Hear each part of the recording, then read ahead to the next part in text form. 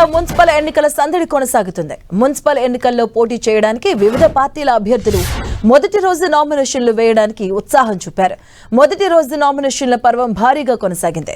కాంగ్రెస్ అభ్యర్థుల నుంచి భారీగా నామినేషన్లు రాగా బీఆర్ఎస్, బీజేపీ నుంచి నామమాత్రంగా నామినేషన్లు దాఖలయ్యాయి.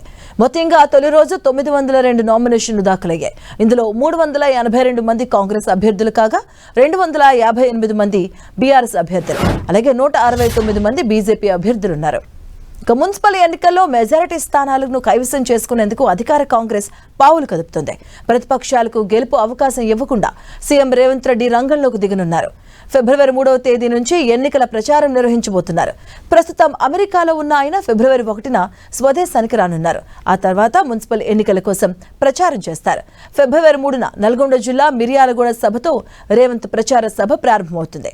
ఇక 4వ తేదీన కరీంనగర్ జిల్లా జగిత్యాల, 5న రంగారెడ్డి జిల్లా చేవెళ్ల, 6న భూపాలపల్లి, 7న మెదక్, 8వ తేదీన నిజామాబాద్ జిల్లాలో ముఖ్యమంత్రి పర్యటిస్తారు. ఆయా ప్రాంతాల్లో ప్రచార సభలు నిర్వహించబోతున్నారు సీఎం. ఇక మరోవైపు మున్సిపల్ ఎన్నికలపై బీజేపీ ఫోకస్ పెట్టింది. ఎన్నికల్లో కాషాయ జెండా ఎగురవేయడమే లక్ష్యంగా వ్యూహాలు రచిస్తుంది. ఈ నేపథ్యంలోనే రాష్ట్రంలో ఎన్నికల ప్రచారానికి అగ్రనేతలు రాబోతున్నారు. రాష్ట్రంలోని పలు జిల్లాల్లో పెద్ద ఎత్తున సభలను ప్లాన్ చేసింది బీజేపీ.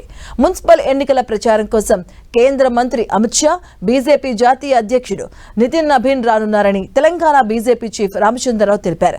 10 రోజుల్లో 2 భారీ బహిరంగ సభలను ఏర్పాటు చేస్తామని, ఉత్తర తెలంగాణలో ఒక సభ, దక్షిణ తెలంగాణలో మరో ఒక సభ నిర్వహిస్తామని పేర్కొన్నారు.